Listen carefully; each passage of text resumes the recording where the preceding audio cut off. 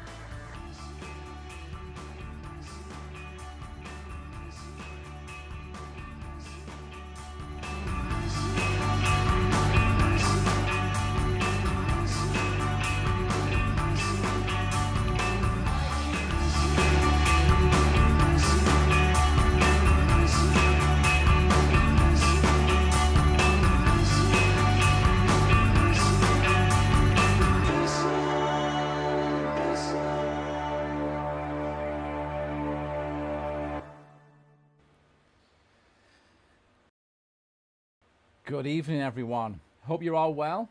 Thanks for joining us. We had a week off last week. Everyone deserves a holiday, right?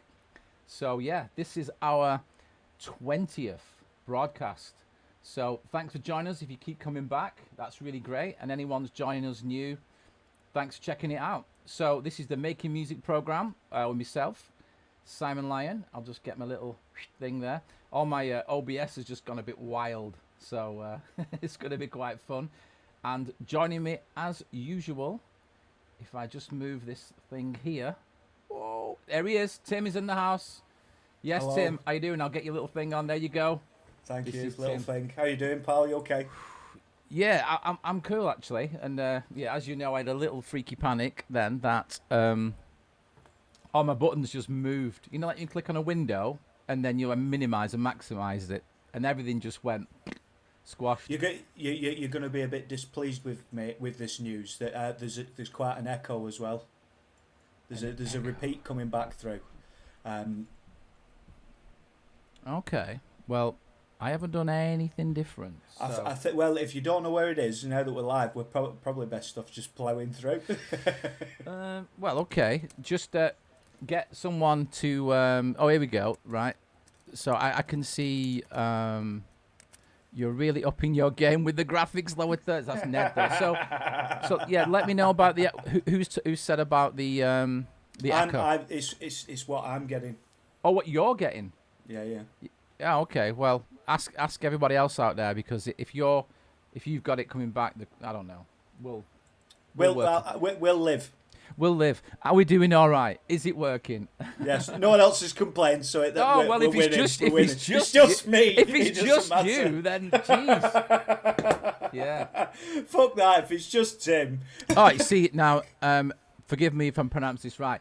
I am upping my game because I can see people. No echo here. MHO is in the place, and no telbar. Sound is A1, no problems here. I mean, that's even a great description. He's actually not only commenting on the sound not having any errors, but it's A1. Thank you very much. So thanks everyone for joining. And today, wicked show, if you don't mind me saying. So we've got our special guest is Jean-Paul Grobben from Amsterdam. And he's a certified trainer. But he also does some great things for Showsync, Video Sync. And it's something that Tim and I are really interested in. So if you haven't noticed, by the way, this is what we do. We invite guests on that actually help us to do all our music and make it just that little bit better. And we want to share it with you, because sharing is caring.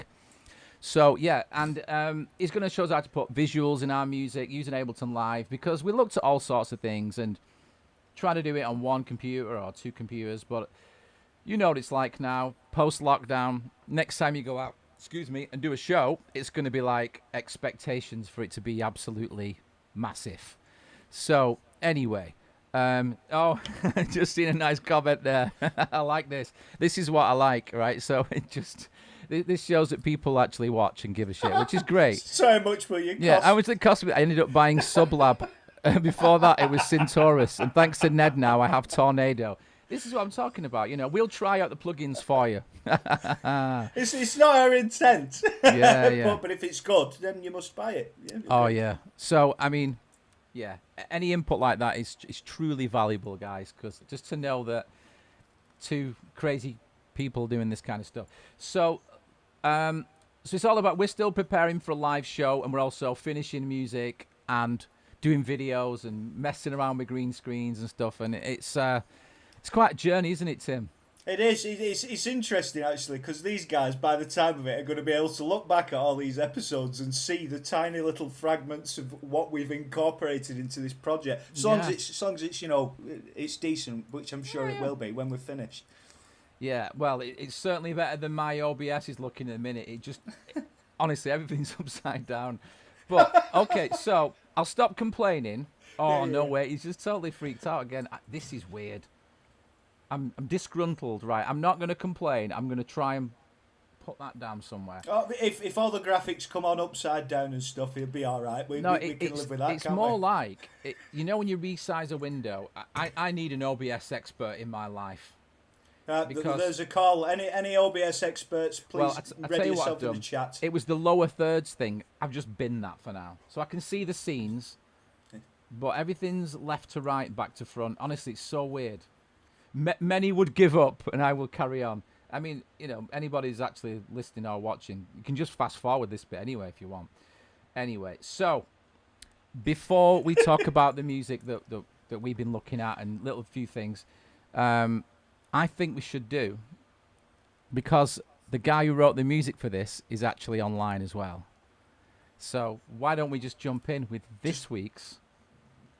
This better work, because I'll be so annoyed. Right. Because as soon as it finishes, I've got another bit to go to. Right, here we go. So this jingle was composed by one of our regular viewers who is actually, we needed to give him a shout out because I haven't got my What's on Simon's browser thing loaded up with this, but the amazing Ned Rush was featured on Jamie Liddell's podcast, and it's the Audio Files podcast, and it's really good. I've been listening to it for I don't know, a year or two or something, and I'll put a link in a minute. I'll find the exact episode, but Ned's on it, and it's just great. You've got to check it out. You all know Ned Rush anyway from what he's doing, but it's really great to hear with conversation of someone who's he's in where is he? Is he in Texas or so? He's in somewhere. He's from England, and and he's got this podcast, Audio Files podcast, and he's had loads of cool people on, and I think he's a fan of Ned's, and he got him on there. So go and check it out, Jamie Liddell's podcast. So anyway, this jingle for our groove appreciation is written and composed by Ned Rush, with myself I had to fight myself not to add any guitar to it, because I know. So I'm sorry, Ned. I had to put a little chukka chukka on it, and I know you sort of follow a chord progression, and I didn't follow it. I just head down went for it. So anyway, without further ado, please work. This is groove appreciation.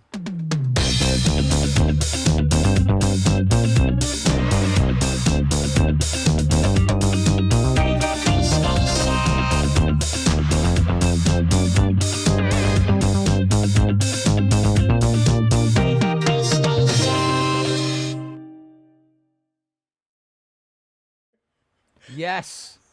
Big up Ned for the jingle. So as you can see, the jingles, there's a bit of a theme. It's lo-fi DIY. That's lo-fi DIY. Hashtag lo-fi DIY. It's a new thing. Lo-fi DIY. If you can't do it yourself, yeah. But I'm slowly worming my way in as this channel's ghost jingle writer.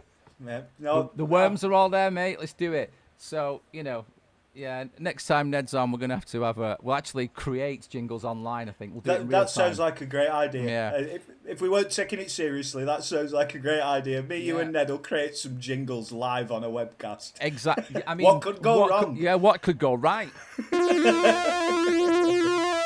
Yeah, we should perform all the jingles in real time like they used to do back in the day.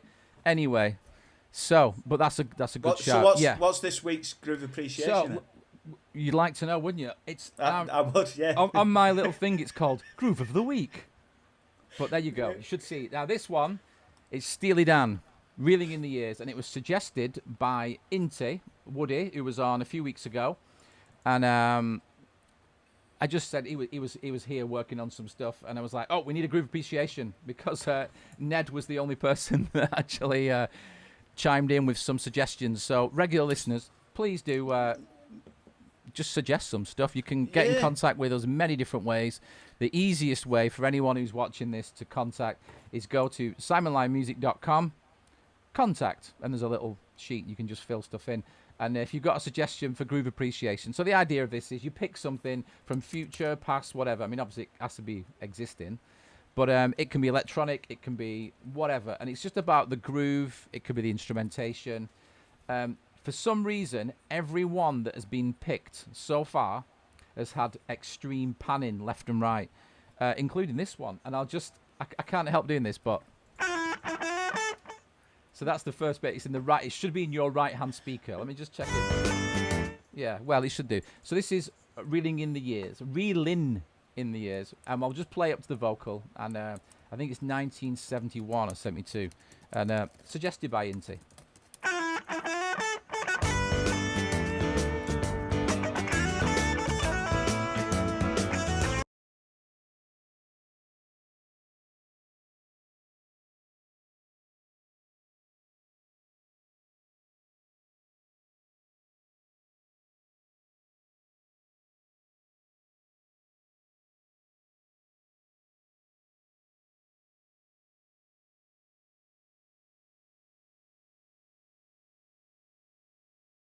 Cut the vocal. I'm laughing because I'm looking at the feed, and you've just got me and you at the top, just both going.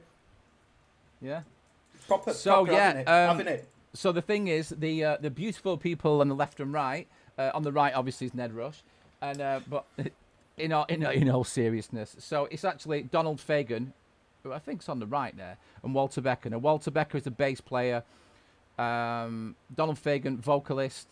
And they are the core of what Steely Dan is. And they went on to do all sorts of stuff. And interestingly enough, they didn't really play live for about 20 years.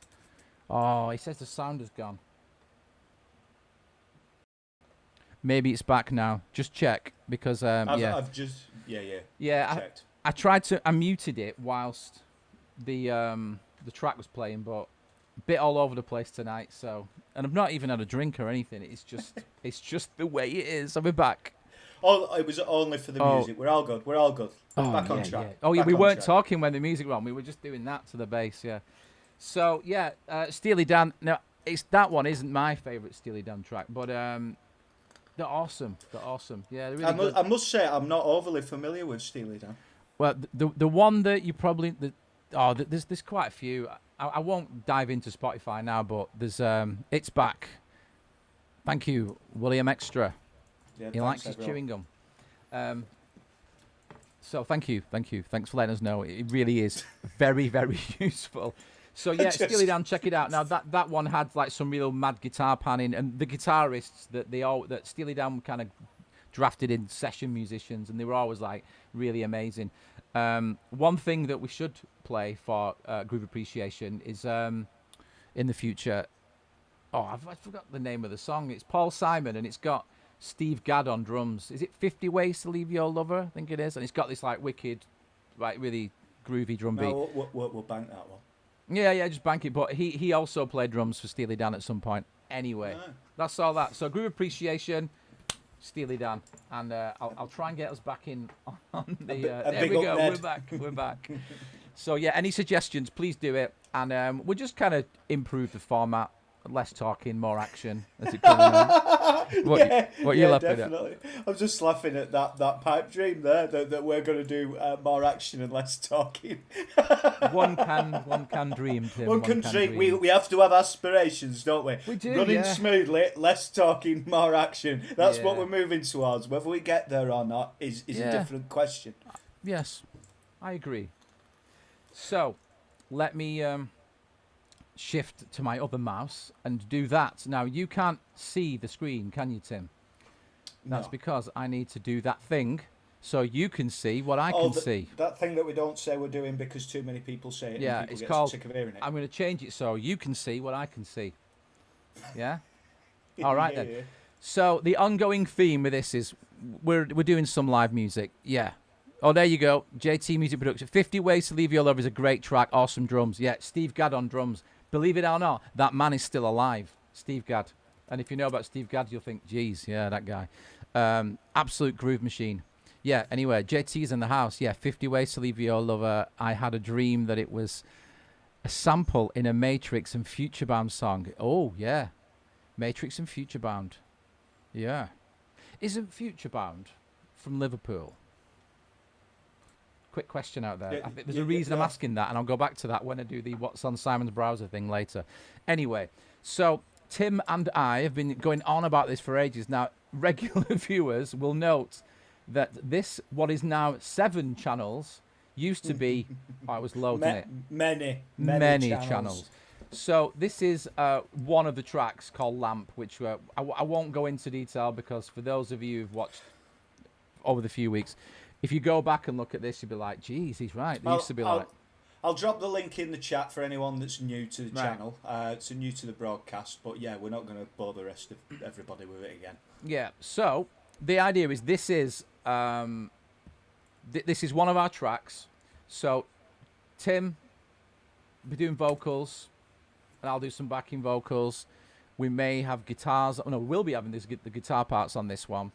And eventually, at some point, live drums. Shout going out. Need a live drummer. Yeah.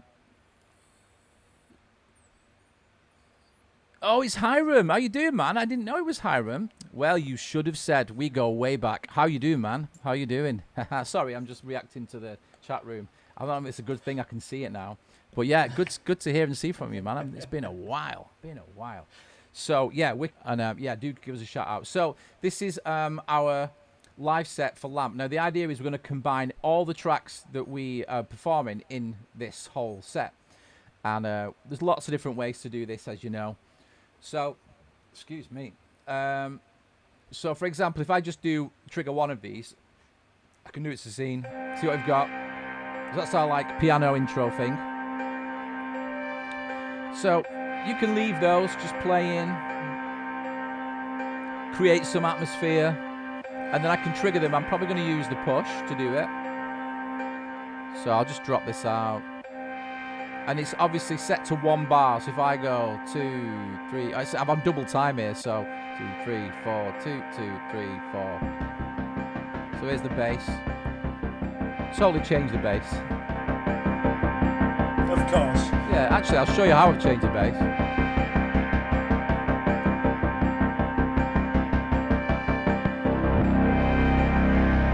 The usual.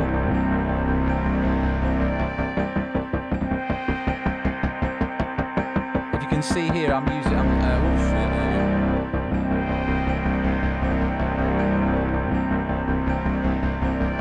So I'm adjusting the transients.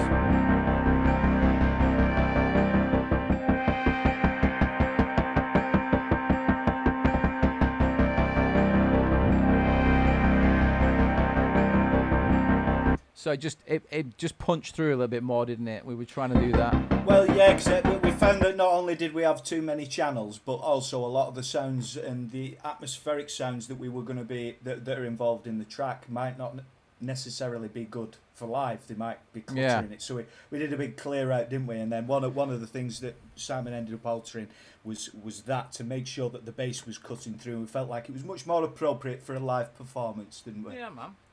Yeah, definitely. So obviously we're going to, what you see there will be sort of triggered using push. And the idea is to make a minimized set where it's just Tim on vocals and me on a push. And then when we get to work with drums, doing that, do it. And then look at visuals to make it interesting. Because who wants to see us two on stage going, you know what I mean? Well, hopefully somebody. But, us. We might be the only two. But so, we've got to have cool visuals, and that's why we got Jean-Paul on the show later to talk about how do we have these cool visuals to make these guys who are, you know, they're not getting on. They're in the zone, but, you know, we need to make it look cool. Expectations are high these days, so, you know, how can we have it so it looks like we're playing Wembley every night? So, anyway, we've got that. Drums come in. I've got a filter on.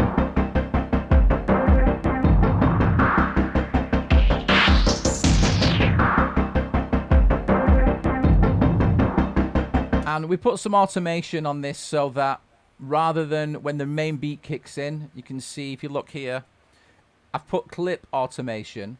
So basically, in this clip, the next one now, or in this clip, we've got it so if I go here and click this, you'll see that I've got auto filter literally turning on and off. So that's, it's got on low pass there, but if you just go device on, so any device that you have on your tracking live, just in case you haven't done it, you can have all these buttons on and off. So on this channel, which is going to be our drum channel, I can have various EQs and stuff just switching on and off as I move through the set, rather than have them on different channels, if that makes sense. Yeah. So, yeah. So on the next one, for example, if I click here, what should happen is it will turn this one off and that one on. I think that's what we did for this one. Or maybe it's the red one. I can't remember.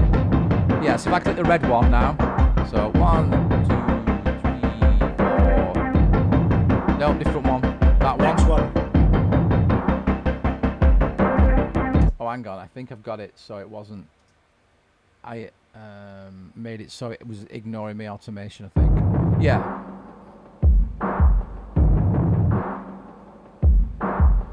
Oh, I'm not sure if I'd actually put it in here. Right, device on. Well, for some reason, I'm not sure what I did. But that's the plan anyway, to automate these to come on and off. And then, yeah, filter in strings. It's more of a manual thing, really, at this point. I think it was here, Tim, actually. It was there. That's where the drums are. Oh, that's why. Yeah. So there you go. That one's there. That one's not. If I click this red one again, or the yellow one, should go back to, yeah.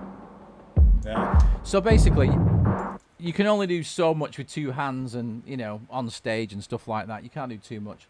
So I've got it to do that with drums, so it's punching through and then it's not, you know, that kind of thing. And that's kind of all manual. Now if I do this layer up to here, got all these.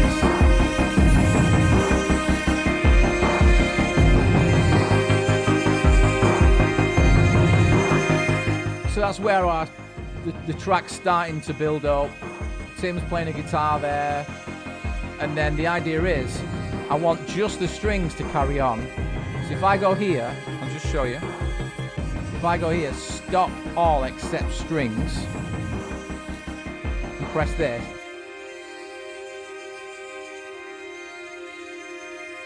What happens there is, I remove the stop button from underneath the strings. So when I launch this scene here, this one, if you go all the way to the left, you'll see that it stopped all these clips, but that one carries on. And how did you do that again, Si? So if you go here, you can either go Command E, which removes the stop button. So Command E, if you're in like arrangement, is split. You know what? You've just answered a massive question for me. Because once I found that there was no stop buttons on there, and I think I'd like highlighted multiple stuff, hit Command E thinking I might have been on arrangement view, and managed to get rid of a load of buttons that I subsequently needed. So yeah. There you go, Tim. Another one, another shortcut that you showed me that other people might know, but they might do. It might just be me who's stupid. If you right-click on the automation, the button that's got the little orange dot over it when you've done the automation, you can go directly into the automation, can't you? Sorry, just say that again, Tim. If you go down to say click on one of the red drum mix 1/4s on the left-hand side of your screen. Yeah. And then if you scroll back, there's normally an automation button on the auto filter, top left button, where you turn it on and off. Yeah. You just right-clicked on that and you can go straight into setting automation, which I didn't know. Yeah, if you right mouse click and go show automation, which there isn't any on that anyway, but yeah, you can just go to it. So if you wanted to like, I don't know what I've done here now anyway, but yeah, you can. I don't know what you've done either. You can, if you just if you move something, I mean, this device is off at the minute anyway, but you know, if you do that, there is automation already on that one. That's why. But yeah, whatever you use, you can show automation. But because I'm using it in this clip now, so yeah. Anyway, so from that, I've got it. So you drop that out, and then you can just then make a build up. So when I like go first all in or whatever, you go from here. I'll just play that scene again. Yeah, do it again. And then drop that out. The stop button's there, you see. So Command E or right mouse click, remove stop button, play it again. Because I know that some people just didn't know you could do this. So I'll show you what it enables me to do.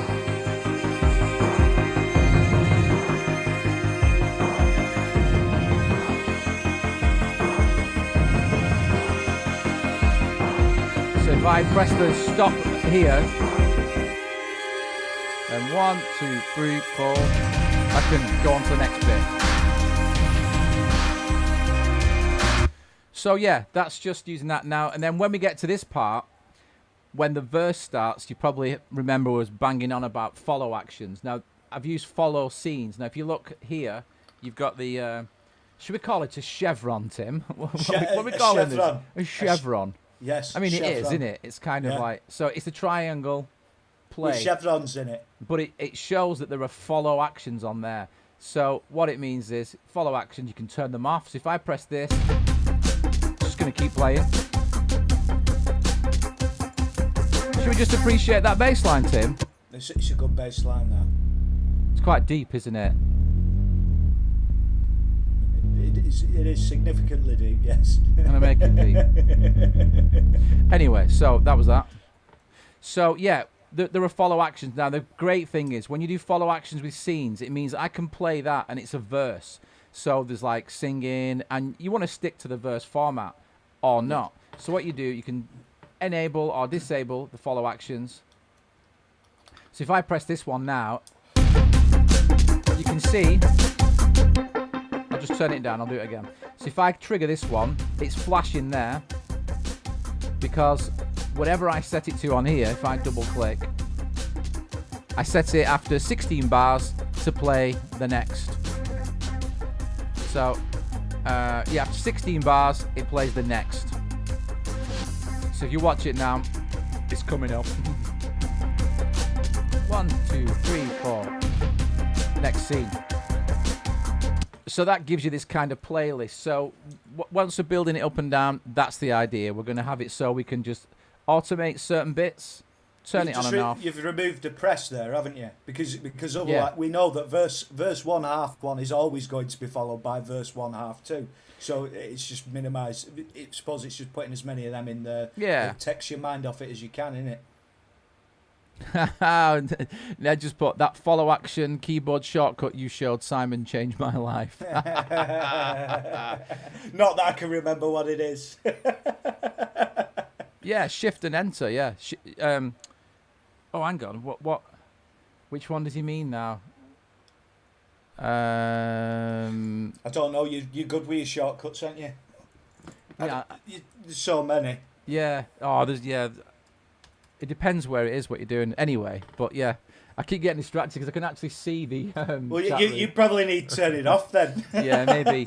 So yeah, I mean, shortcuts can really like keep you in the flow, sort of thing. You know, I mean that's why I learned them. I learned them all. I mean, it's just like if any of you play guitar, which I know some of you do, if you can play Wonderwall, right? This is my story about it. If you put your two fingers, if you put 2 fingers on the 3rd fret on the thinnest string, E and B on the 3rd fret, right? They're the top 2 notes of a G chord. But then with these 2 fingers, if you put them in a G shape, and then Wonderwall, for example, you can play the whole song, never moving these 2 fingers and only moving those 2.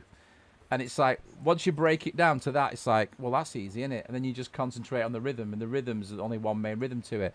So, but if you program your fingers to only move if needed, so if you're in live, if you're in a Mac, press Alt and Command. And if you're on a PC, press Alt and Control. If you hold those 2 keys down, if you press L, it's detail view. if you press I, it's your inputs and outputs. And the list goes on, you know what I mean? It's just I need a notepad to write them out. Exactly, but you don't need a notepad because they're all up here, just there. But if you look on, like overview, for example, and in, out, sends and returns, they're all Alt and Command or Alt and Control. Like there's at least 10 shortcuts that just use that. So guess what I did? I pressed Alt and Command and pressed every key. And see what happens. And like the one I use loads is Show Hide Plugins. Now, we've got no plugins on here, but Show Hide Plugins is just Alt-Command, P, O is Overview, M is Show Hide Mixer, you know, that kind of thing. Ned's got back. It was select a bunch of clips and hit Shift-Enter. Oh, yeah, enables sorry. follow action. Yeah, so, yeah, for example, if we wanted these here, so, yeah, sorry. If you highlight these, Shift, like that, and you go, create follow action chain, right mouse click, or, Shift Command Enter, create a follow action chain. Yeah, Ned is very experienced in the world of follow actions, and to do that, so you can just throw in. Hiram's just put a good job you're not on a PC. You nearly rebooted it. Well, it'd probably help at this point, to be honest. I'm thinking of doing a screenshot of my OBS and so you can have a look and just go, what are these guys doing? Anyway, so without further ado, so we're working on this live set, and that's kind of what we're trying to do. And it's obviously we're going to build up to all this lot, and we're not going to talk about it. We're just going to play it, and you'll go, oh, I know what they're doing there. We're just going to do a video of us performing that somewhere, maybe in the studio, maybe somewhere else, maybe both, and we'll just throw it all out as a finished product then. Yeah, exactly. So we don't just talk about music, we actually do it. So our guest is waiting very patiently, it would seem, as well, and he was bang on time as well. So what we'll do is I'm going to play a track by Jean-Paul and a few of his friends, and there we go. So it's Jean-Paul Grobben, Sergey Dusson, and Paul Davids. Some of you may know Paul Davids from his YouTube channel with guitar stuff. He's a very popular man, a very good guitarist. This is called Syncing, and after this we'll be joined by Jean-Paul Grobben, and we'll talk a lot about all kinds of amazing stuff. So here we are. This should work. Fingers crossed and all that lot. Speak to you in a few minutes.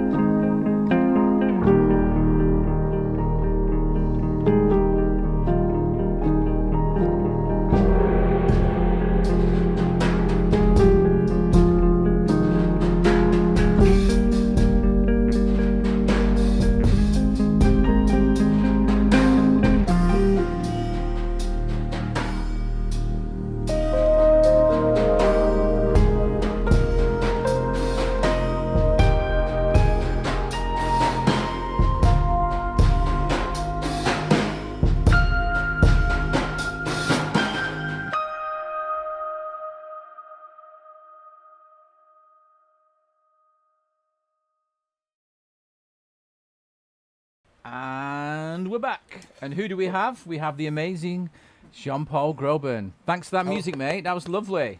Excellent, that, mate. Like, yeah. I know I'm repeating myself, but I'm best say it for the audience that I'm gonna have to send that to my brother because it'll be right up his street. It's brilliant. That love that track. You got some nice comments in the chat as well. Yeah, what we're saying in the chat. So yes, really. Yeah, we got this emoji with lovey face ones. I like that one. Lovely. Oh, that's my girlfriend. Oh, okay. Well, you know, she's great. Roberta, thanks for tuning in. It's you know, it's everyone is welcome here, even if you know people on the stream. That's fine. That's fine. So, well, thanks for the wonderful emoji. Emojis can say a lot when used in the right way. So, yeah, nice music. So, you know, people are saying nice music. So that's good. So, welcome to the show. Hello and welcome, which I believe is very similar in Dutch. So we've brushed up on our Dutch. So, yeah. So we're there. We've got you on the show. And thanks for joining us, mate. It's really good to have you on. Been wanting to get you on for some time. So, it's great to have you on. Just tell us a little bit about that track before we move on. Oh, yeah, it's not the newest one, actually. But music creation has become rather slow in the past, I don't know, let's say 2 years. You know, a bit of quarter-life crisis, perhaps. I don't know. Quarter life, I like that. We just weren't as productive anymore, because I used to work a lot with Serge mainly, and sometimes with Paul. And just been looking for new challenges, really, and this track in particular didn't really fit into the old stuff that we made, which was called Set Project. That was our band since day one, basically. But I don't know, we've all gotten a little older, and we felt like doing a fresh start, so we just released this as a single, because that's kind of the thing these days, I suppose, releasing singles on Spotify and all that stuff. And yeah, so every now and then it's become more of just it was a long time that we were trying to really make something of our music, I guess, or that was kind of the goal, and that never totally sat right with me, at least. So this track was more like, you know, like, let's hang out, let's make some music, let's meet up in the studio and just have some fun. Good. And as it should always be. That's right, the vibe. Right, exactly. And I feel much more comfortable in that scenario, and so that's what we've been doing every now and then, and there's more stuff on the way, but you know, who knows when that will ever get released. Well, we shall patiently wait for it. So just a quick segue, so we can just introduce you and a little bit more about what you do. I'm just going to do another one of our features, which is, I always have to like massively build them up just because we've got like a jingle. But this other jingle was also articulated by Ned Rush, who's in the chat room today. So thanks for this again. And this is another little feature, just so I can show your Instagram and stuff. So let's have a listen to what this one is. What's on Simon's browser? So, what is on Simon's browser? Well, as you can see here, on Simon's browser is Jean-Paul Grobben .jpg, which is so. Can we just call you JPEG now? Because that's what. So that's a great one. So obviously you are a certified trainer. This is your Instagram, so people can follow that. Lots of stuff here. Some great pictures of you, mate. You know, you're clearly doing stuff. So this was you at ADE there, because you do the ADE dance event every year, but last year obviously was all virtually online, yeah? Right, yeah. So I actually did a video for it online, but it was tricky to find it. Yeah, well, you know. It's definitely a lot of new terrain, all this online stuff. Yeah. Well, I believe it was really good though. So you know, I was there the year before, and it was great. You know, that's where I met you, for the first time. So. Yeah, or the year before. I'm not totally sure. I think it was 2018, wasn't it? Yeah, I think so. Yeah, it was. This thing on the rooftop. The picture of me. There you go. So also something that I'm going to shut up and you can just talk in a sec, but I just wanted to get these on. Where this is your website, SoundSuite, and one of the guys that's in our chat room tonight was telling me how amazing some of your free Max for Live devices are. So go check them out, guys. Tim, if you could put that link. It's going in. Oh, it's going in. See, we've got Crack Squad here. This is amazing. So check this out. But I'm going to let you tell us a little bit how you got to here right now. And, you know, your little journey, how you started making music. I know you've said that the music's taken a back seat because obviously you're busy on other things, which we will talk about in a sec. So I'll let you take over. I'll bring us back into the foray there. There you go. So, yeah, tell us a little bit about how you got into all this lot and then bring us up to what you're working at right now. Oh, God. Good question. Well, yeah, I was after finishing my bachelor, I just started teaching. And that kind of got out of hand. I never was planning to become a teacher, but there I was. You know, have to make some money somehow. And music wasn't doing it yet, so I was just teaching a lot. And at some point, I figured I'd like to become a certified trainer and all that stuff. So yeah, that worked out pretty well eventually after a couple of years. And I had this idea at some point to create, I don't know, learning material so that our could use it, at least in the Benelux. So it was mostly written in Dutch, and this was kind of my new venture at the time.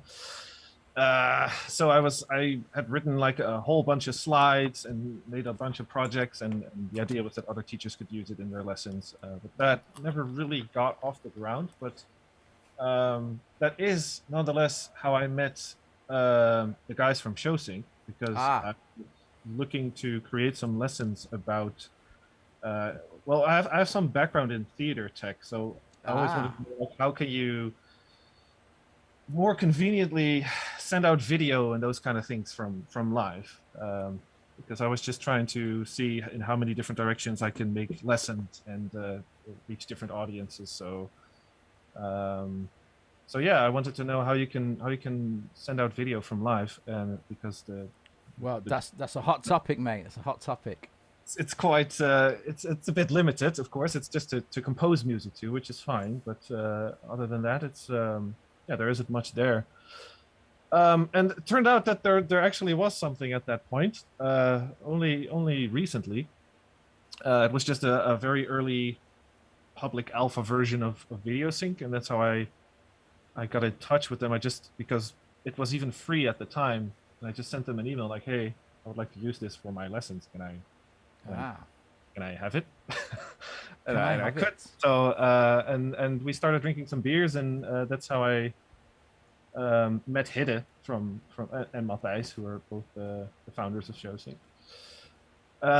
And yeah, it was just that for a long time, just drinking beers every now and then, just catching up and talking about the software and just having fun, and talking about all the possibilities.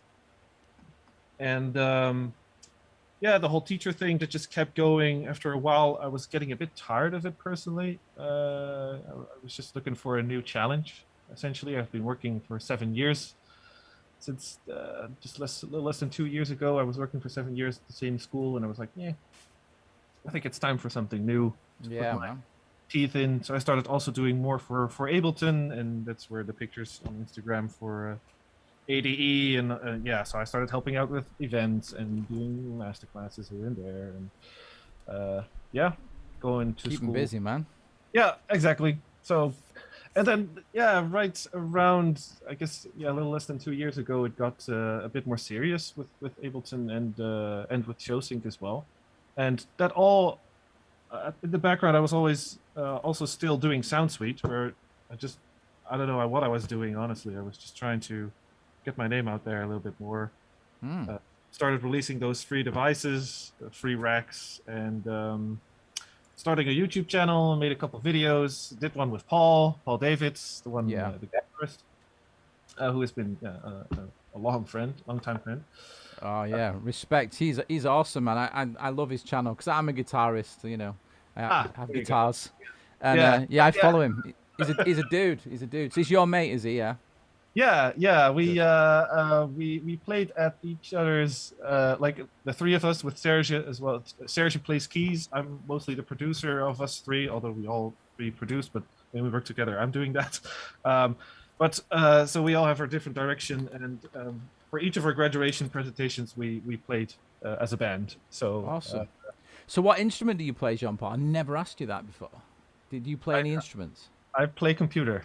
Yes, the instrument. Yeah, amazing. Exactly. That's a good answer. Good answer.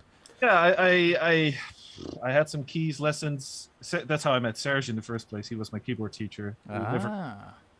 He was a terrible teacher, though, for me. Love it. Dish the dirt, mate. We were always just talking about music production stuff, and we never really got to the keyboard lessons because I was already fed up with that anyway. Yeah. I know what you're saying. I started too late. I already had too much fun with the computer, so fuck that. You know. I know what you say. I keep wanting to get better on keys, especially because if you're the man on the computer as well, then it just makes everything that much easier. But yeah. I don't know. I feel like I've gone past the stage where I can actually apply myself to to more very very in depth technical learnings of another instrument. I just want to be making music, as opposed all I do is get frustrated because I can't do what I want to do with the instrument that's in front of me. Right. You know what I mean? Yeah, absolutely. It starts to tickle a little bit every time I see Paul's ads coming by on Facebook. Every time I'm like, okay, maybe I'll try your guitar lesson. No, I'd be the opposite. If I saw Paul's, I'd be like, I might as well give up on guitar now. Yeah, just if any of you watching don't know who Paul Davids is, not blowing smoke up his ass, but man, he's a wicked guitarist. But he's all right.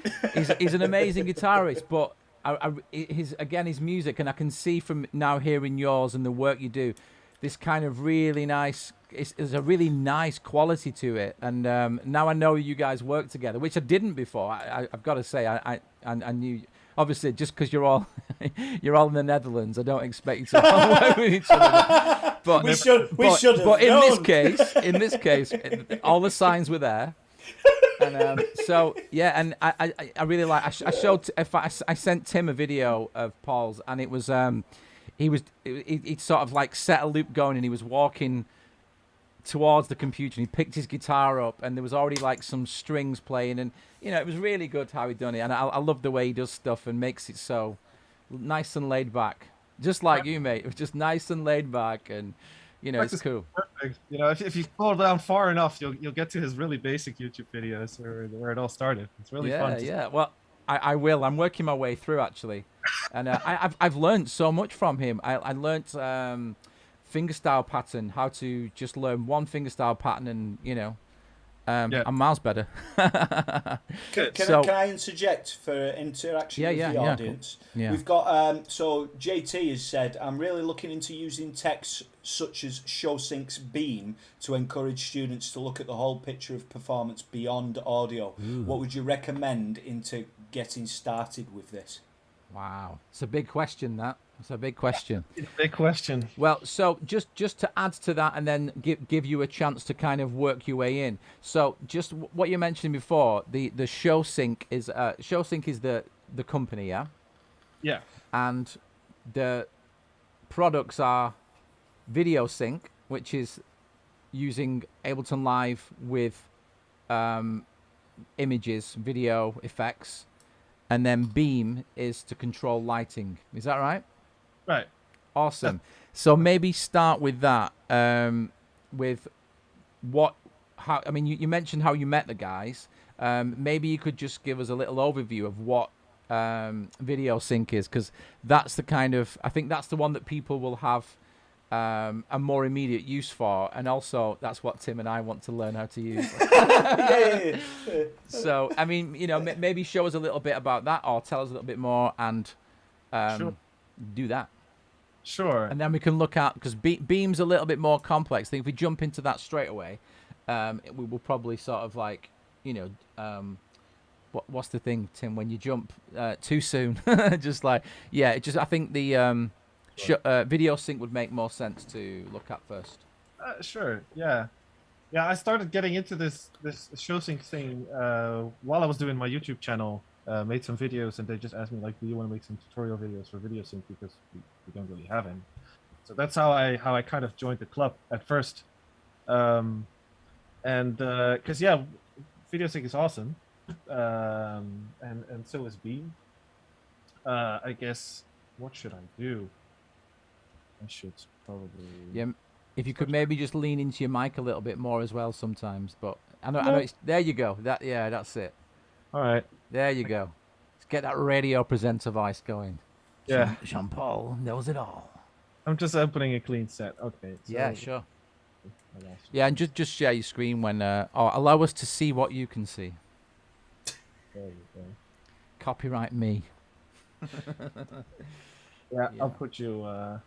Yeah. So I have another screen here. That's where you guys are, and another screen in front of me. Hey, look at that there. Oh, this is good. Yeah, so I mean, this is good to know where it is, but if Just to give some context to the Yeah.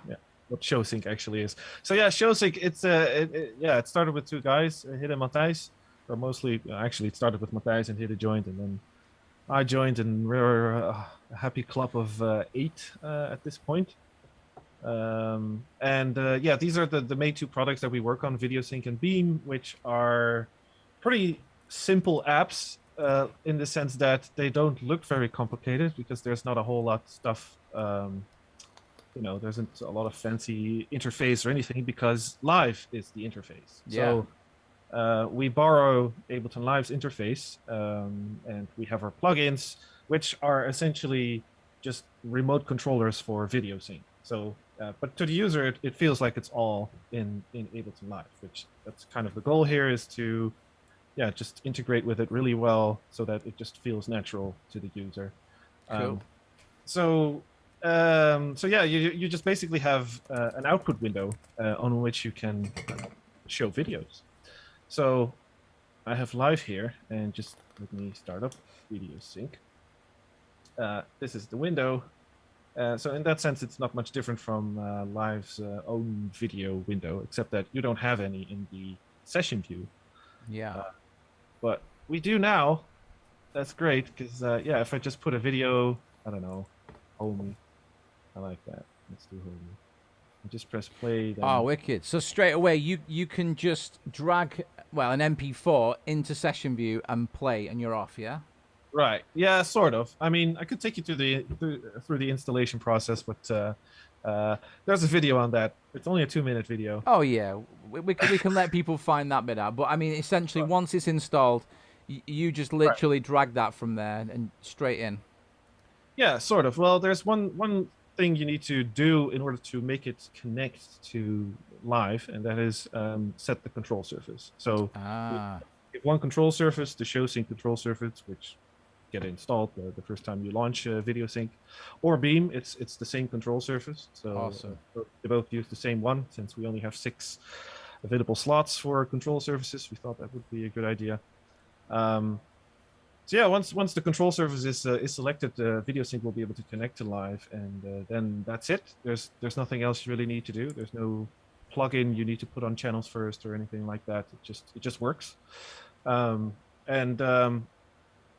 there's a lot of stuff in here that isn't apparent, I guess, from the start. But like if you play a video or not play a video, doesn't matter. But I use the volume slider. I can control the opacity. Oh, right. Okay. You can mute stuff and you can solo stuff. If I put a second video in, let's just do that. Then those two are blended together. I didn't know that. And you can adjust the blend with the volume of the faders. Right. Oh, right. See, intuitive. Right. Yeah, and you can just solo and mute. I recognise that cube. So is that's where's that footage from that cube is on your showreel side? Yeah. Oh, don't tell anybody that, Tim. Why? What does it matter? No, you know what? It is. It is. Yeah. Hotbox. Sorry, Jean-Paul. I was I know that cube, and I thought it's just a fucking cube. But then on second look, it is. All credit goes to Beeple. I was just gonna say, yeah. Well spot. Yeah, Beeple. If you know who Beeple is, just incredible visuals, and these were free as well. So I'm just what Tim's talking about. I did a show reel for like media work and stuff, and the cube there that says Hotbox. In fact, actually, Tim, that was used for my video clip for the For track society, that for now has what's- become, yeah. It's Well become spotted, mate. society failure, yeah. Well, I did the editing, didn't I, for the new one, so I'd seen it enough times. Right. It's like, Anyway, Jean-Paul, you were saying, yeah, Jean-Paul, sorry, sorry. detour, Jean-Paul, please continue. So I have 2 videos. Yay. What can we do with those videos? Well, there's the normal stuff, I guess. You can crossfade it using the crossfader if you Oh, assign yeah. it. So you can do that stuff as well. Oh, yeah, man. I mean, that's just awesome straight away. Right. That's pretty simple. But you can also put stuff in groups, and here is where it becomes, I guess, more fun, is when you use plugins. Although I should probably mention, which is quite nice to know as well, is that we have an intro license now since we released a 1.0 version, which allows people to use VideoSync just for just the stuff that I've shown you right now. It's just video playback in the session and the arrangement view, multiple video playback, and using Live's interface, because then you don't require Max for Live. So basically, anyone who has Live 11 Intro or Live 11 Standard without Max for Live can still use this functionality of VideoSync. Oh, That's ace. So that's pretty cool, I think. I didn't know that, so that's awesome. That's really good. So that's for the intro license, and when you have the full license, then you can use the plugins as well. But I think, oh no, mine is actually, okay, never mind. So let's just grab a plugin, I guess. Just a really simple one, Pixelate. It's the most basic one we have, I guess. And this one, as you can see, just turns everything into little squares. There you go. But that's on one channel now, and if I just put the video effect on the group, then it will be applied on both. This is marvellous, this. Yeah, everything is just the way you the way you expect it. Let's say. So, can I just ask for anyone out there that's watching this, thinking, okay, this is going in this video screen, so this could be your second monitor or your projector. Right. I mean, in our case, this would be the output of the projector, like the second screen. Correct. Right. Yeah, you have your laptop on stage. You can put a HDMI cable into it and just drag the video sync window onto the. Yeah.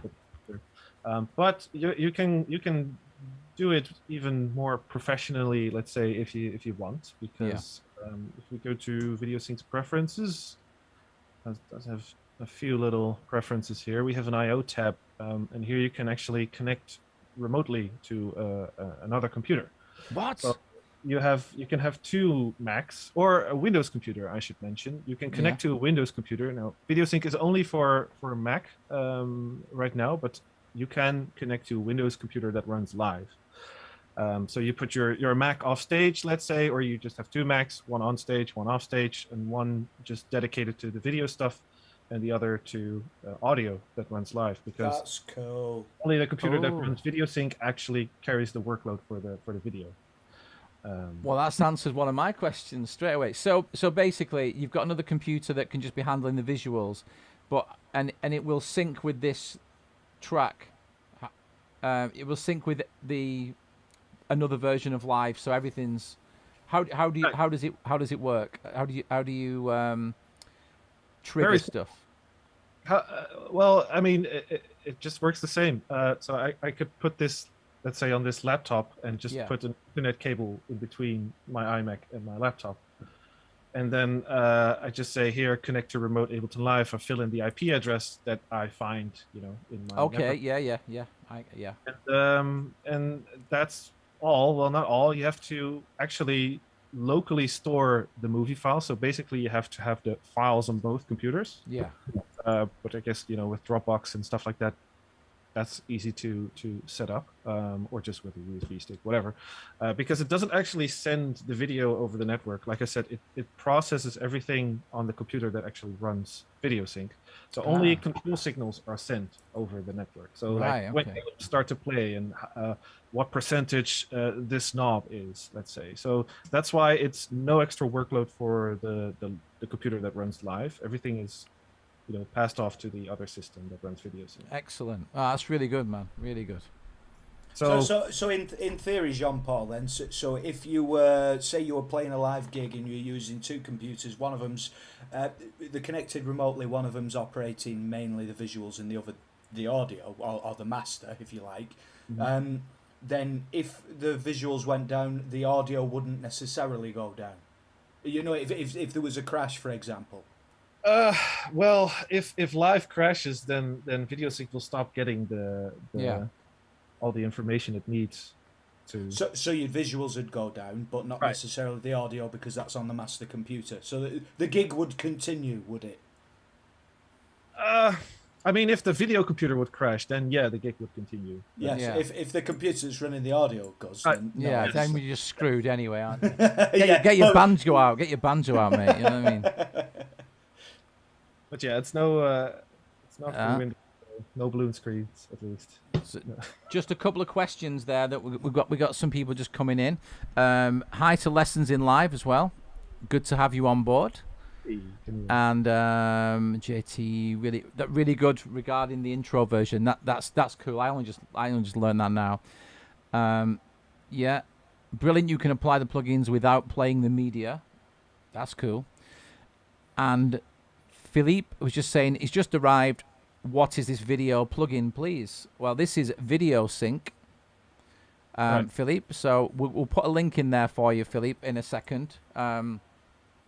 Is it just showsync.com? Is that the actual? Yes. Yeah, showsync.com. Right here. Showsync.com. Yeah, there you go. Showsync.com, and all your dreams are there in digital form. Right. And MHO says, I've tried similar using Max for Live video stuff, but they keep crashing, so this might fix that. Yeah, because obviously it's not necessary to have it. Right. And this is not Max for Live, also, just to be clear. Yeah, it's not Max for Live. Yeah, it isn't, yeah. Right. The Max for Live devices are just remote controllers, honestly. There's nothing done with video inside the plugins themselves. Yeah, that's awesome. So do you have anything? This was a question that I was thinking of. Is there anything that you can do that listens to incoming audio and kind of pulses or moves with the music? Well, they are plugins, so you can map them and do stuff, yeah? You can automate anything or use the existing Max for Live modulators, the LFOs, the envelope. Marvelous. All those things. And then, of course, there are also some instruments that we have. Instruments? Right. Yeah, we have, well, only two are actual instruments. The external in can lives on a MIDI channel, but it's not actually something that does anything with MIDI. But the upside of this is that you can actually just create clips in which you can automate stuff, which is nice. Because, you know, with audio channels, you'd have to work with dummy. But that's why it's an instrument. It's just more convenient. But here you can receive video from other channels, or you can receive siphon, which means basically rewire for video. Yeah. You can receive video from other applications that can send out siphon, and devices which are just, well, I guess. Hey, Camlink, that's the way forward. I use Camlink. There you go. Yeah. See, so now I can just. Oh, look at that, you there. That's so me. that was my second question. Can you process a live camera? And you've just answered it. I like this, mate. This is going well. Oh, he's skilled. All right. Okay. So I could have like a camera on Tim wigging out, and then it could wig out some more. Good. Yeah. So that's the live device, and you can select any camera connected. So essentially, am I right in saying, because of the fact that you can run live cameras exactly the same, that you could have it so that me and Simon, if we were doing a set, could have a particular section of the song where we knew, say, there needed to be focus. Let's just say there was a guitar solo, which we don't do many. But on that, you could have it so that it routed to a particular camera oriented on Simon playing that solo, for example. Right. Oh. That's genius. That's hello. Absolute. I like your response as well. It's just right. See, now, not that I planned this or anything, but we were just showing automation within clips to turn devices on and off. So, you know, I'm asking the question and answering it at the same time. So basically, I could having a clip, I could turn this using the external plugin. I could turn a camera on and then show like I said, like a guitar solo or a particular bit on an instrument, and then we could affect that. Oh yeah, it's good, man. I'm there. I get it. That's good. Yep. So yeah, everything just works. You can do the same stuff with audio. Yeah, I think that's what I'm trying to get my head around, because the flexibility just by having these tools in place is, you've just got to think audio, visual, loving it. Right. And before moving on to the instrument stuff, I guess I should. Send and return channels also work. So I can send stuff to, let's say, return A. Get rid of the crossfader. Let me. Okay, so and the benefit of that is because here in the preferences, we can also send out Siphon to other applications. So if you would like to do an online live stream with OB, for example, you can receive multiple Siphon streams from video sync, basically. So I'm just going to use the Siphon recorder, which allows us to record Siphon, because here then you can actually receive multiple streams of video from live, so that you can then do stuff with an OBS, for example. Does that make sense? I think so. So that's a Siphon recorder. So Siphon literally, I mean, I kind of know what it does from using it with Resolume in the past, but so Siphon literally allows you to siphon the video out from another program, and in this case live into this recorder. Right. But you can have multiple feeds. Right. Yeah. And exactly. So I'm not sure why it's actually not showing. Which is one of the comments from Ned. Actually, he's just put, "This is like pushing Ableton into a broadcasting environment." Which, oh yes, mate. That's why I wanted Jean-Paul to get on here and spread the love, because this is where it's going, man, isn't it? This is. Yeah, it feels like it. Yeah. Well, I'm excited, and we've not even got to Beam yet.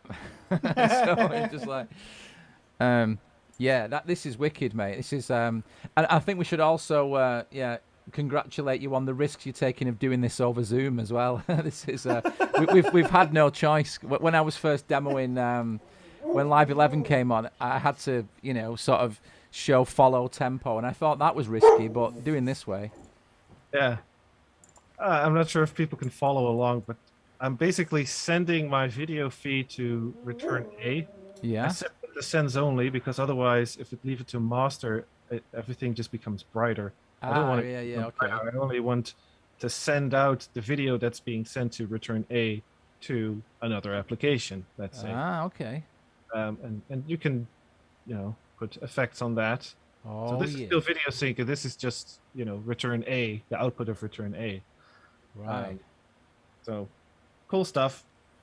Yeah, man. There's so much potential in that. So I think there's so just some of those. I've just seen one of the plugins there. I think it was under Effect. Did you have a keyer there? I do. Is that like as in green screen keyer? Right. Oh man. Oh, here we go. Here we go. This is awesome. All right. So, because I just bought a green screen, and one of the videos that we're working on, I got Tim to go like against the green screen, and I've got him in like a tunnel of news reports for the chorus of his song. And so would this enable you to do it live, or with how does it work on here? I know how green screens basically work, but I'm guessing. I haven't actually used this one in a long time, I think so. I'm guessing you can select the color, and then you can extract that from the clip to allow that smooth transit. Yeah. Oh, there you go. Here we go. And then we can use another video to so you can see it's like the stuff that it should show, and the stuff you can. Yeah, so it's an instant green screen. So if you were behind a green screen now, that clip would show behind you. Right. Awesome. Winning. Who needs Final Cut? It's doing the Final Cut live.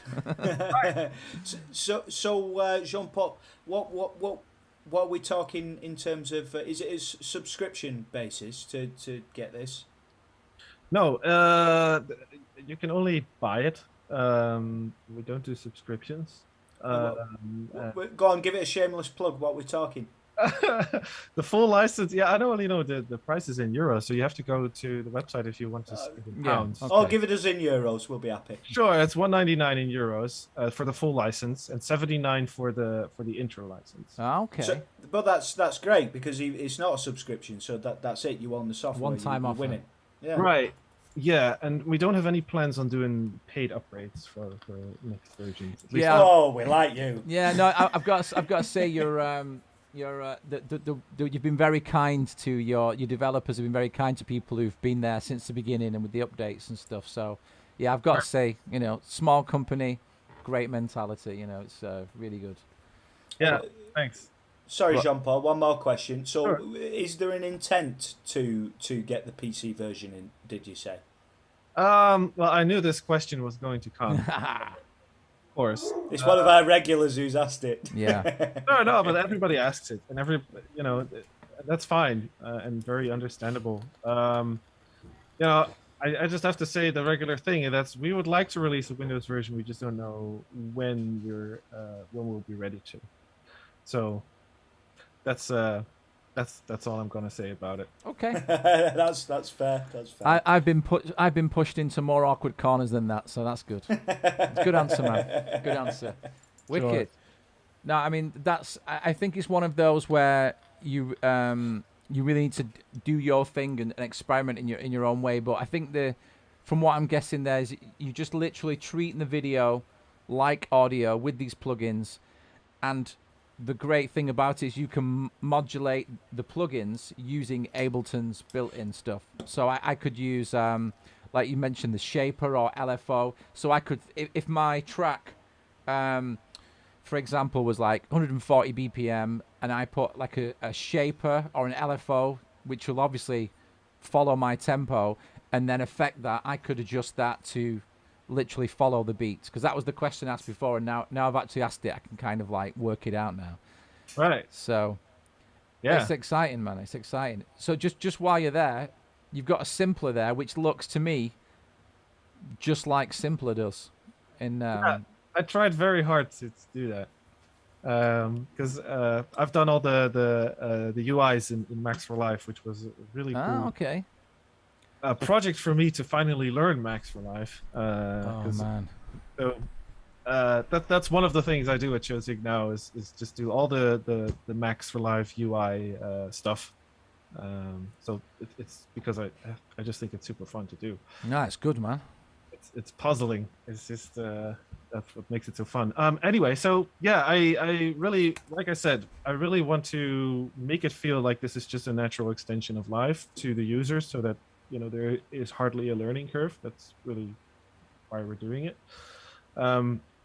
So we have a Simpler with all three modes, and I can put stuff in here. So I'm just gonna grab something. Let's see, a growing circle. Why not? Yeah. We like circles, don't we, Tim? We Right. do. Yeah. And then we have a start frame that we can select. And you can see the loading bar appear every time I change the start frame. That's because it only loads the frames that are in use, so in between the 30th and the frame 100. Only those you will load into RAM memory. Because these videos have to be loaded into RAM to be played responsively. Right. Otherwise, if you're just loading it from the SSD, then it's just not always fast enough to play it in time. So I have a growing circle, yay, and I can make notes and then just draw notes. And I guess let's see, there we go. And we have a release, which is in beats, so it just fades out when the note ends. It fades out for 2 beats in this case.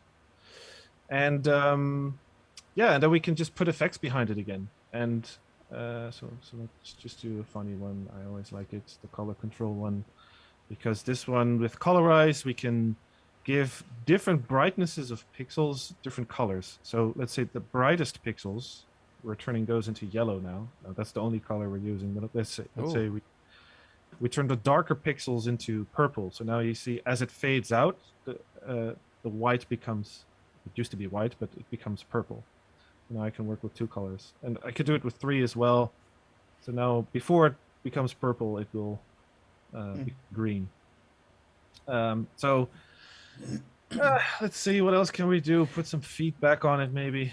Can I just ask, where is the circle that Look just at came? that. Did that just come from your library of clips? Right. Yeah. Exactly. So you can put anything in here. Also, I like the minimal aspect to it. You see that you can take something and just. In fact, I can imagine some really cool and like abstract, dark scenarios that you could be playing music to just those circles. You know what I mean? You start thinking music alongside the visuals, which me and Simon have talked about a lot. Always, man. It changes everything. Yep, and naturally it just works in a drum rack as well. So we can put a growing circle in here, and we can put a wicked in this one, and then we have 2 different notes. Let's say, because I know that any of you that know Niels Fram and the work that he does, and do you remember the film? Is it called Victoria? And it was all shot in Berlin, and they basically just played to the film. That they just literally, Niels Fram and a few musicians would just put the film on, played to it. Now I can imagine any of you that have been in bands and stuff, and I remember I used to bring like a really like shitty projector to rehearsals and stuff, and just play images of anything and be really inspired because you were like on stage, and you were doing stuff. And I think that's great. That I know Tim as well, when we're doing stuff, he's quite inspiring to just kind of play to a visual stimulus, if you like, visual stimuli. Well, but that's cool. That. Sorry, go on, Jean-Paul. No, nothing. Feel free to. It helps you capture it. If you've got a piece of visual artwork that at least to you subjectively matches what you're trying to create with a vibe of music, all it does is just bring more of it out of you. For me, it's you just further encapsulating a vibe or a feeling, and that's why I think this software that you're showing us right now, and I mean, you've got Ned in the chat saying this is fantastic tech. I've done some live sound tracking. It's indeed very stimulating, but it gives a whole different edge to it. Really does. That's wicked, man. So I'm sure it's something that you really have to experiment with. Oh, hello. Here we go. Right, because now, just as a demonstration, you can combine audio simpler with the video one. All right. And just trigger audio and video at the same time this way. I don't know. Yeah, man. Well, we're sold anyway. We're in. We're Us in. too. Sign me up. Sign me up. We're in. Okay. So this is. Oh, hang on. Do that again. So you were just playing that. Yeah. Oh man, that's me. That's great. Yeah. Because I remember I saw DJ Shadow, and he was years ago, like, oh man, about 8 or 9 years ago, and I think he was using like Serato video, so he's scratching, like badass scratching, but all the visuals were so synced, and I think at the time it was well cutting edge stuff that was like thousands of pounds worth of stuff. Right. And doing this, I mean, obviously you've got your laptop and your interface, but this is pretty like accessible, isn't it? Right. Yeah. Some good hardware is still welcome here, especially videos that you load into Simpler are loaded into RAM memory. And what people sometimes forget is the file sizes of these videos. Like if you just check it out, it's an MP4 and it's only 50 megabytes. So but it's compressed. Yeah. Once you load it into RAM, it gets decompressed and it takes up a lot more space. So a little extra RAM is always welcome when doing this stuff. And also, if you want to manipulate video in real time, like I'm doing with these effects, then I highly recommend having a dedicated GPU for it, because that's quite a heavy workload. The M1s are also quite okay for it. Oh yeah, yeah. I've not gone there yet, but Yeah, I have one. A couple of us have one, and it works great. But it's not as good as a dedicated GPU still. Uh, Can I ask both of you while we're on that note, especially because we're talking about this and hardware being abused by software? The M1s, so it's much better to go for an M1 chip, is it? Because Simon's told me that he's heard very good things about the M1s. I was looking at one, not that I can afford it, but there was also something of a similar spec, but with Intel processors. Would you know anything about that, Jean-Paul? Would you go for the M1 over the other? oof. Oof, big question, big If topic. if it's far too broad, please tell me. Just say I Honestly, don't know. the only reasons why you would want to go for an Intel machine right now, I think, is if you want more RAM or a dedicated GPU. Because the CPUs of the M1s are better than even the ones of the 16 inches. And the thing is, with the 16 inches, what I see with everyone who has them is the fan is always on, and it's always, hot enough to bake an egg on it. And the M1s are nowhere near as hot. So so it's, especially if someone, but I totally understand if someone is like, yeah, but the M1s are, it's the base models, basically the lower tier models actually that just been replaced by the M1s. Yeah, Only Yeah. the two USB port ones and only maximum 16 gigs, and so it's kind of a pickle to choose now, because if you really want the higher tier models, I would, if you can wait, I would say wait for the new Apple Yeah. Silicon. no, you've answered my question perfectly, Oh, wicked. John Paul, because that was what threw me. I was looking at them, and the higher spec ones didn't have M1s, so then it put a little bit of doubt in my mind, even though I'd heard good things about them. Right. They're Yeah. super good for especially for their price. It's well worth the money, I think. Yeah, definitely.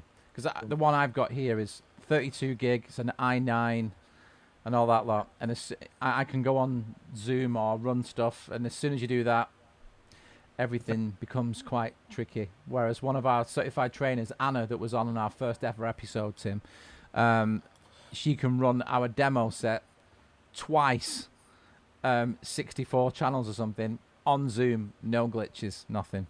Right. Yeah, that's that's yeah, it can be pretty crazy. But just so we don't lose it, because JT asked a question about Beam now. So could we maybe have a look at Beam, and we'll go back to his question.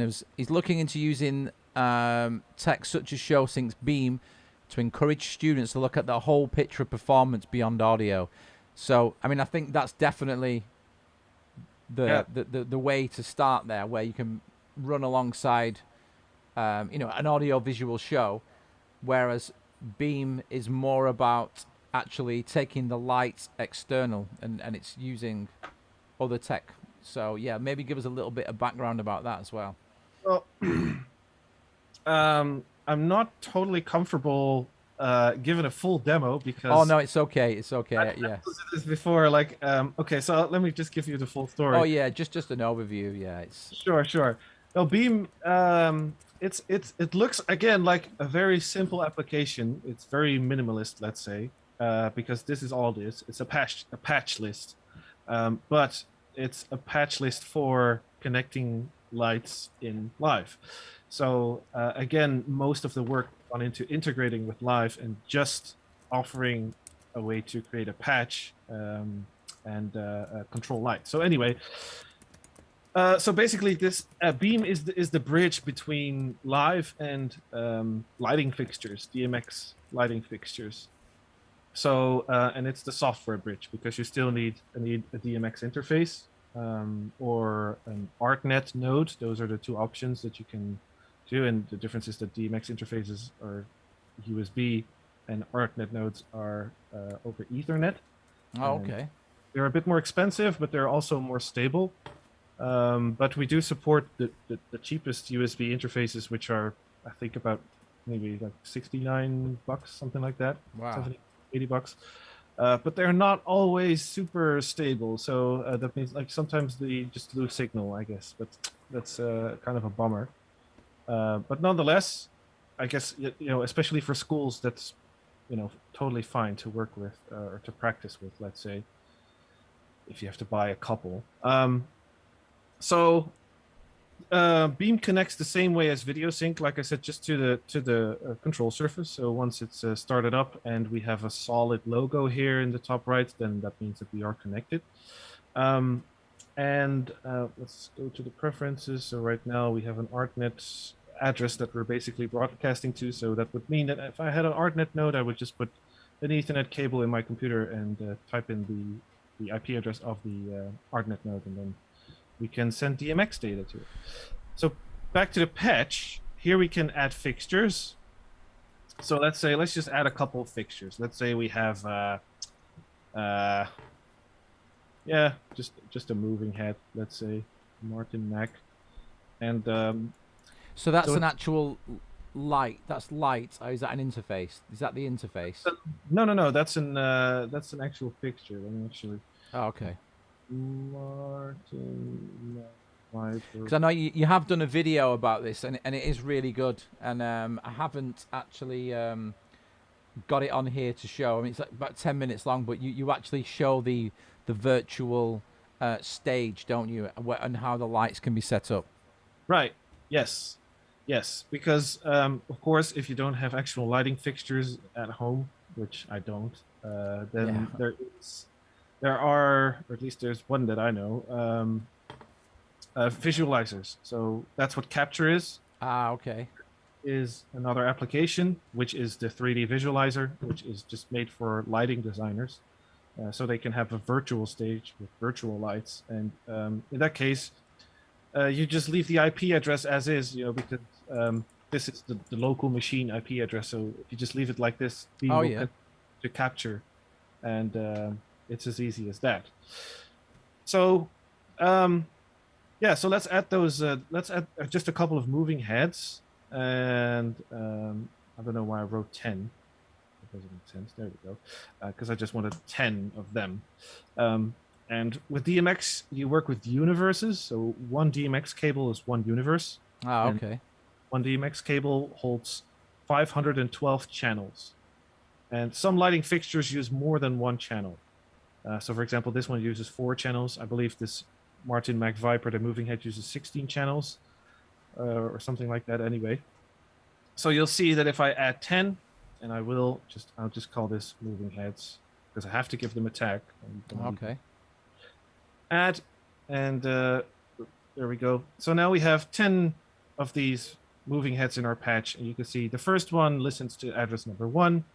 Oh, it's actually 26 channels. There you go. All right. If you have these beefy lighting fixtures, then it actually might need more than one universe, but for most cases, it's more than enough to have one universe. Anyway, so now is the question: how do we control these lights with Live? Because we've added to our patch, and let's say we've connected all the DMX cables to because you can daisy chain them. So let's pretend we have a DMX interface with one DMX cable coming out of it. So you have to put that into the first fixture, and then take another DMX cable, put that in the same fixture, and then into the next one. So you daisy chain all of them, and all of them listen to a different address. Okay. Right? So that's basically how Beam talks with them. Hello, mosquito. So we have Beam plugins, just like VideoSync plugins. We have instruments. Awesome. We have a moving head instrument, and then as soon as Beam is connected, these menus are populated with the tags. Now there's something going wrong here. That's a real pity here. It's okay. It's just Zoom and internet's crazy. It's because I work on this stuff too, and sometimes then I have some mismatching version stuff, so then this shit goes wrong sometimes. Anyway, I didn't check this before the presentation. Sorry, but this should be one Totally single cool. line instead of 2. It should Okay. be one option, because maybe if I change the tag, I just remove the space. Let's see. I'm also not seeing. Oh well. Anyway, does this work? Moving heads. There you go. All right. So now this is an instrument, and with this I would turn on the lights. I can change the panning and the tilting of the lights. I can also leave the intensity off because this is just turning on the lights basically. But Okay. I can also control the intensity with an envelope. So that would mean that it would just, draw a note, and then I can say, well, fade out after the note ends. So then the light would go off. But unfortunately, I can't really show this because I've had this before. Once I start up Capture, Yeah, no, it's okay. It's okay. I'm going to I- make sure that people have got the. If we can just put the Showsync link in the chat again, Tim, if that's all right. And what I can do, or you could just show the website, because if you just show that you're there you go. So is the thing that's flashing there is that the virtual? right, that's stage? Capture. Right. So you, for example, you set up the actual virtual lights, and the DMX interface is what converts like the MIDI notes into the signals for the lights. Exactly. And then what Yeah. you're doing there is intensity is turn the lights on, and you can control motorized ones. Right, actually, Beam turns it into a DMX signal that you Ah. can then send out over the interface. Yeah. So Beam is like the translator. Right, exactly. Yeah. Yeah. Now that looks amazing. So, for example, this is what JT was in the chat room there. I was telling him earlier that you can basically set up your virtual stage like you've got on that graphic there, and you can test what it would look like before you plug all the physical lights in. Right. Yeah. Yeah. The visualizer. That's just amazing. There is a free student version for it, but it has a limited amount of fixtures. Okay. Fixture profiles, I should say. Yeah. So not every fixture profile you can use in it. So, and I'm not sure what that list is of supported fixture profiles, but there is a free version. And there's also a trial version that you can use for a certain amount of time of capture. Okay. And So- Beam has a trial of 30 days. Oh, So okay. you can use it fully for 30 days, and after that, you'll have to purchase a license. So let's just say that, for example, I wanted to do some videos performing in this studio, and I just wanted to have one or maybe two lights that move, and I just want them to kind of strobe along with the music or intensify. Am I able to do this using those instruments and plugins very similar to video Right. sync? Right. Yeah, so this is just an instrument that works with MIDI notes. So Oh, yeah. whenever you trigger a note, the lights will go on, will turn on. All the lights in this tag. So you can have multiple tags, right? So I just made one tag and grouped all those 10 lighting fixtures together by using that same tag. But I can give, 4 of them a different tag, and then use a different instrument to control those lights, Ooh. right? Yeah. Amazing. Yeah. So, what I need, my next question is, because I don't know much about the physical lights and the sort of stage tech, and obviously you have a history in the theatre and stuff like that as well. But what kind of do most kind of commercially available lights allow you to connect with a DMX interface, or is there a certain type? No, it's all the same. Oh yeah, because what I'm thinking is going around a few schools and drama studios in my area and saying, you're not using those lights, and then just get a collection and just line them up in my studio and go wild. Yeah. All you need is a DMX input, Right. and which is basically just either a normal XLR cable. Yeah, they or, look like XLRs, don't they? Yeah. Yeah, either 3 pins or 5 pins. Right. Some of them have both, and usually the cheaper ones only have 3. The more expensive ones have 5 or both. So with the ones that've got 3, can you can turn them on and off, obviously, and in the intensity of how much light you're sending, and what other things can you do? Obviously, I mean you can only change the intent. You can't change the color of unless it's got a special bulb, can you? I mean, I don't know anything about this, so There's this thing called LED lights nowadays. Have you heard of it? Yeah. No, so normally you have these par lights. I think That's it. That's the ones that I know. Par cams, par lights. but Yes. cars nowadays have LEDs and RGB, so you just have 3 levels basically that you can control. So is that how much that one is there? £14. Is that like a cheap one? Is it? Yeah, 14. it says goedkope, which means cheap. Learning Yeah. Dutch with Jean-Paul. What is it? Grobben. What? How did you say? How do you pronounce that? Oh, goedkope. Grobben. Goedkope. Goedkope. There you go. Yeah. For the mobile discotheque. Yeah, all right. Oh yeah, I got that bit. For the drive-in show. There you For Labour Club discos. All right. Okay. Now I'm getting in. I get the vibe now. So, all achievable. Then it's not like ridiculous, and especially if you know somebody who's got a lot of lights lying around. Right. Yeah. You also have dimmer packs. DMX dimmer packs. DMX dimmer packs. Or pack, I should say. Those are these things. And you could just put regular lights into these. Just good old Yeah. That's the light- equivalent of like your audio mixer. You can. Right. Yeah, and this just has a DMX input, and basically you just use We don't know what that says. That's okay. It doesn't matter. Cookies. All about cookies. Oh yeah. Oh, You there's the woman with the cookies. Is that what she's doing then? She's serving us cookies, yeah. I think Oh, so. So you just put four normal old school lights, not LED lights, into dimmer packs like these, and then you can control those. So a Dutch artist has actually done that. Like he just put these big light bulbs on sticks, basically, all around the stage, and then he can just turn them off one by one, or however you please. As long as it has a DMX input, you can use it with Beam. that's awesome. Genius. Right, Tim, get shopping, mate. Get shopping. I like spending money. Yes. One thing to add though. Yeah. You need these fixture profiles. So Right. if you're thinking about, I'm going to buy Beam, I'm going to do this stuff. This is the current list of supported fixture profiles, which isn't a lot. I'll definitely admit that. But you can always just email us, and if you could be so kind to also look up the manual of the fixture profile you want us to implement. We can just send you back the fixture profile, and you can just put it in.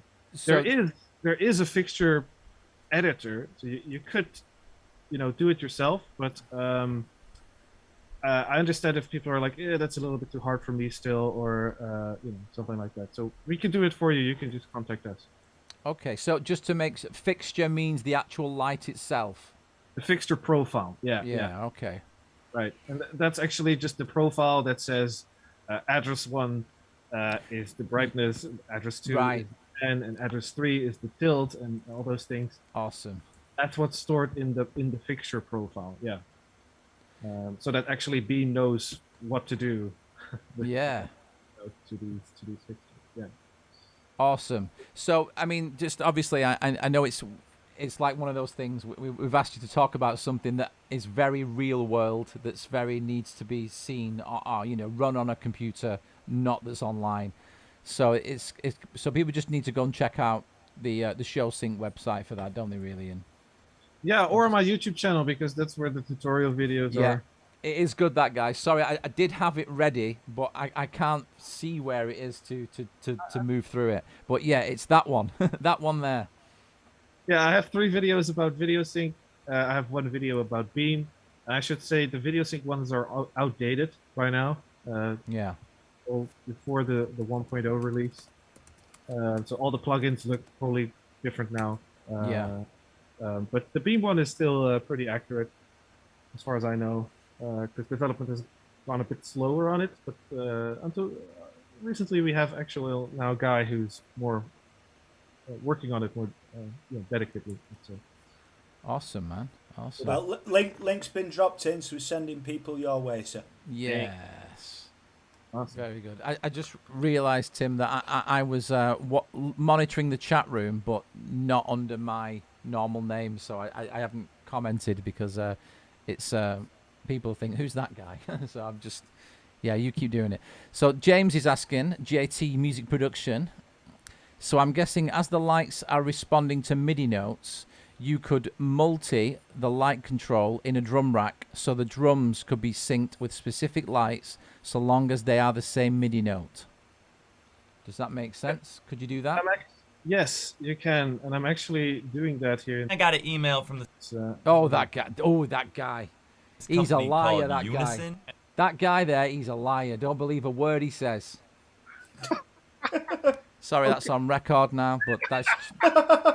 Don't believe that guy. I don't believe a word he says. Who is it? MIDI packs, mate. You just don't need him. They contacted him and asked him, did he need any MIDI packs? And he was like, no, I don't need them. But then he tried them, and it changed his life. Oh, did it? Did it? You know, MIDI's not been around that long, since 1981, so he obviously hadn't heard of it. Okay. What I'm doing here in this video is I have two of the same instruments, like just the strobe instrument to control this Martin Atomic, which is a big strobe. So I put one on the C1 and another one on the C sharp one, and they both are addressed to the same tag. One has a different, one has a very short burst, and the other one is configured to have a very long burst. So that way, yes, with different MIDI notes, you can make the strobe do different things. Wicked.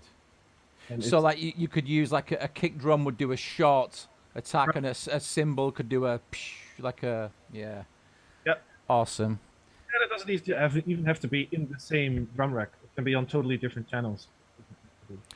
As long as the tag, you'll be sending the data to the same fixtures. Very, very cool. You've given us a lot of homework here, mate. This is, yeah. I mean, I think we're definitely going to use the video sync because it can be so like scene related and reactive to the music, and I think we're just going to be trawling eBay looking for all this stuff. So what I'll do, I think I'll look through your list of supported fixtures. Oh, yeah, but even if it's not, just email us and we'll create the fixture profile for you, because the problem is there's so many, so it's impossible to just do them all.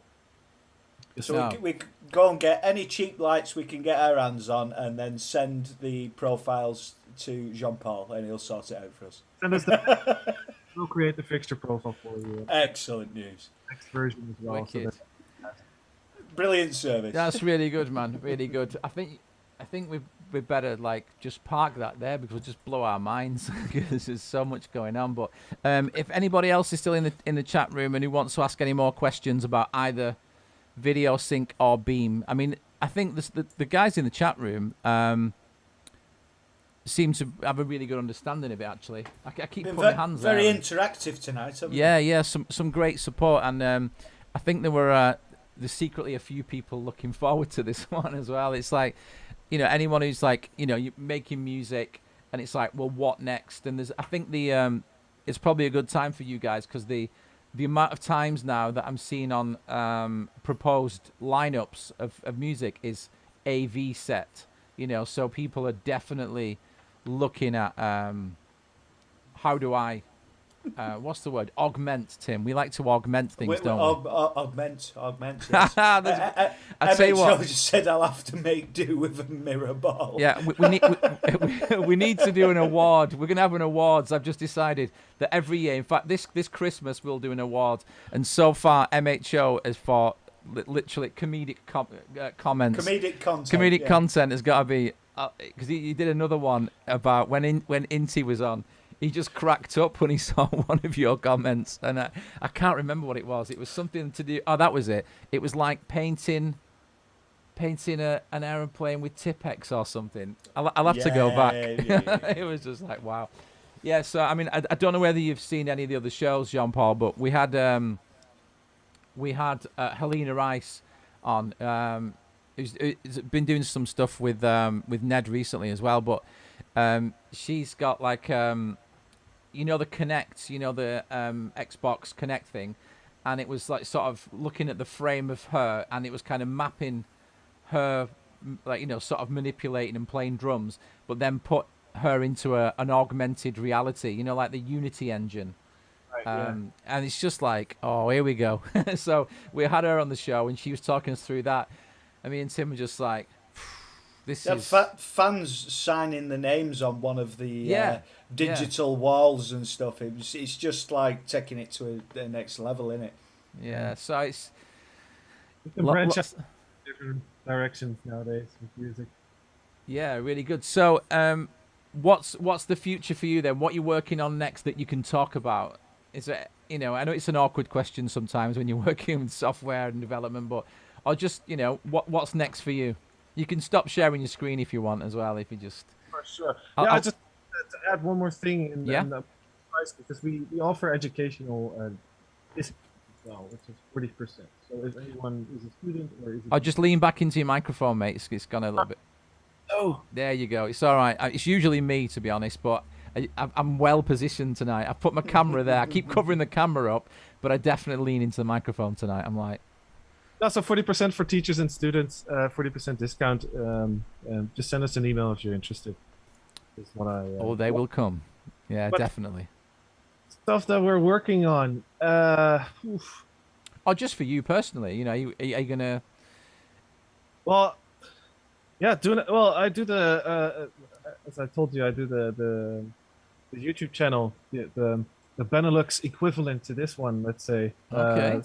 I added a lot of videos for Ableton mainly. Yeah. I've seen the one for teachers, all the teachers videos, like the beginning live stuff. Oh right. Yeah, that's great. That's you know, that's what everyone could do with. So we'll have to do some English versions, but yeah, amazing. That's what I'm doing, like short term, and just doing a lot of stuff for Ableton currently, making some music every now and then, and also just spending a lot of time on doing a lot of different things for Showsync, and somewhere in that triangle is where I really like to be. So so a good place to be, mate. Definitely. Well, we definitely want to hear some more music from you. So yes, when you are ready with the music, let us know, and we'll play the music to the people who appreciated it already. And always keep doing the music for sure, no matter how busy you are, because that's how you got here in the first place, isn't it? So very true. Yeah. And but I know that on our level, we are definitely going to be using video sync for sure. 100%. For sure, yeah. It's just like, oh man, it's you know, and you have any footage of the stuff that you're doing, please send it our way, because we love it. Oh, don't worry. Don't you worry. We're going to spread it around. Sounds like a plan. Yeah, definitely. But any more questions before we let this man go? Because don't forget, he's an hour ahead. The man needs to get to bed. You know what I mean? So plenty of comments, but not really any questions. Yeah, lots to do.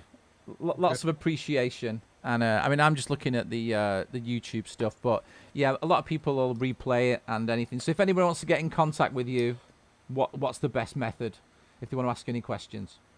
Oh boy. Well, if you want to get in touch with me personally, go to my SoundSuite website or my Instagram. Right. Okay. Yeah. Or for Showsync, it's firstcontact@showsync.com.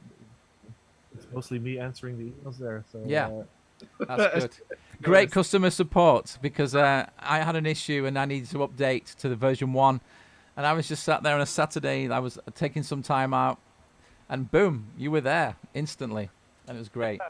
So thanks very much for that. Anyway, so lots of good feedback in there, and you maybe go back and have a look and read some of the comments yourself, because a lot of love, and a lot of love for your music as well, mate. Don't forget that. So it was a marvelous introduction. It pricked up many ears. Thank you very much for tonight, mate. And like I said, make sure you give us a shout as soon as you got some more music out, because we enjoyed that. Yeah, well, I really enjoyed this too, and thanks a lot for having me. Pleasure, mate. Absolute pleasure. So we'll put our outro titles on. Thanks to everybody joining us, whether you're watching this live or indeed the playback. People in there in our chat room have been really great tonight. Thanks a lot, guys, because you make the show too. You know, it's all about you guys, and it's just it is a conversation. We're all learning great stuff from all these amazing guests we're having. So So thanks again, Jean-Paul, and I hope to see you again in the real world. I will get over to Amsterdam as soon as I can.